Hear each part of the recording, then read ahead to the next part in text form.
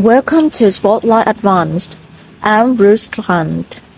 And I'm Liz Wade.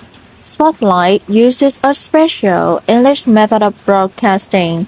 It is easier for people to understand, no matter where in the world they live. Imagine the inside of the laboratory. Men and women in white club coats bend over long tables. One woman is working over a small plastic dish. She takes a small container of liquid and empties it into the dish. Then, she squeezes several drops of the different liquid from a long tube. She seals the dish and places it in a container with several more dishes. She squeezes past. The dishes sit in their container, but inside the dishes something is happening. Slowly, a red substance starts to grow. By the end of the 6 weeks, it fills the dish. It looks like a hamburger, but does it taste like one? The woman returns to the laboratory and chooses one dish. She brings it into the kitchen and places the substance on the hot pan. One that is brown, she puts it between 2 pieces of bread. Then she takes a big bite. This may seem like something from a fructuous film, but the woman has just taken her first bite of lab-grown or in vitro meat. Many people think this new technology can help solve many problems in the world of meat production, but will people really eat it? Today's spotlight is on a visual meat. Many people around the world love meat. People eat pigs, chicken, cows, goats, and many other animals. Meat is an important part of the world's diet. For some, meals with meat are important to who they are. Many regional foods depend on meat for their unique foods. But there is also a big problem with meat. Raising animals takes up a lot of space, food, and water, and the global population is increasing. As more people come to live on the earth, they will demand more meat. But the earth may not have enough space to keep these animals. Raising livestock animals also has a serious effect on climate change. Some animals, like cows, goats, and sheep, have special stomachs. These stomachs allow them to eat foods that are very hard to digest, like grasses and leaves. But digesting these foods produces a lot of methane gas. Methane is a very powerful greenhouse gas. It traps 20 times more heat than carbon dioxide, and the global meat industry is responsible for 30% of the world's methane production. If the world continues to produce meat like this, it could be very bad for the environment. For some people, growing meat in laboratories may be the solution to this problem. Meat grown with this method is usually called culture meat, lab meat, or in vitro meat. To make in vitro meat, all the scientists need a few cells from animals' muscles. They put these cells in a special environment. Then they add nutrients and chemicals called hormones. These chemicals cause the cells to grow. The process does require some things for animals, but a few cells from a cow could grow thousands of pounds of beef. It is much more efficient than raising livestock, and it does not produce methane. Liz Brett is Director of Science and Technology at the Good Food Institute. She supports the website Jan. Culture meat could address all the problems related to industrial meat production. It addresses environmental impacts and concerns about treating animals well.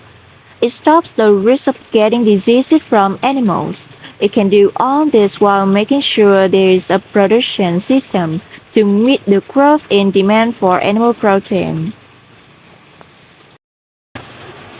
For people lifespan, in vitro meat could solve many of our problems, but the technology for in vitro meat is still very new, and it is still very expensive. Mark Post is a Dutch scientist. He was the first person to make a lab-grown hamburger in 2013.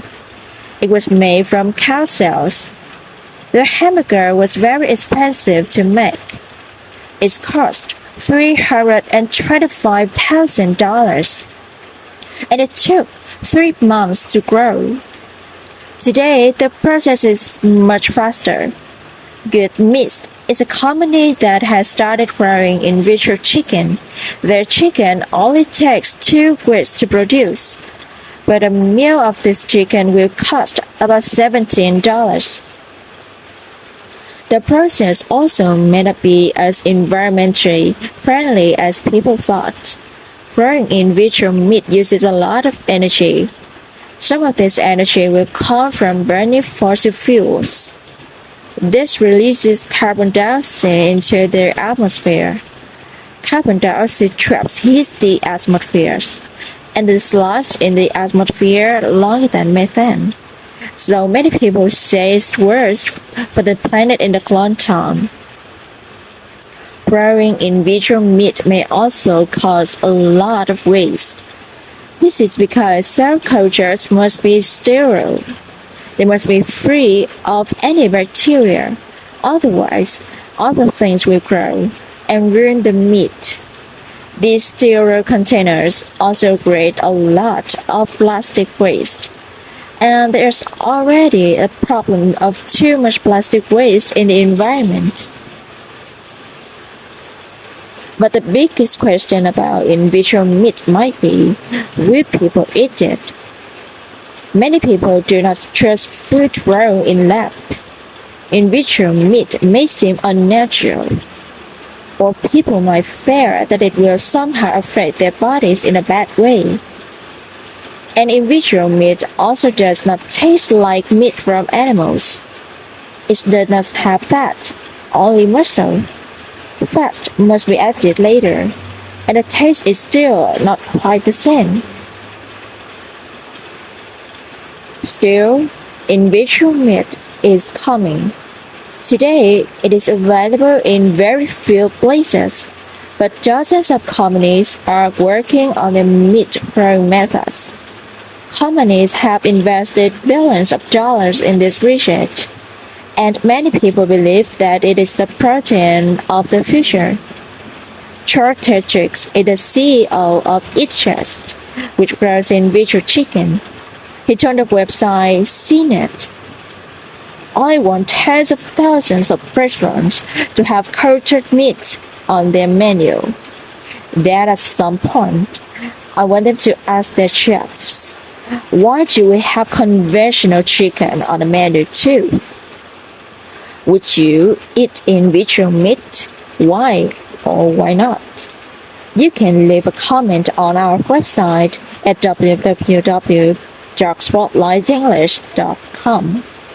You can also find us on YouTube, Facebook, Instagram, and Twitter. The writer of this program was Dan Chrisman. The producers were Michiko Ozaki. The voices you heard was from United Kingdom and the United States. All codes were adapted for this program and voiced by Spotlight. This program is called The Future of Meat. Visit our website to download our free Oscar app for Android and Apple devices. We hope you can join us again for the next Spotlight program. Goodbye.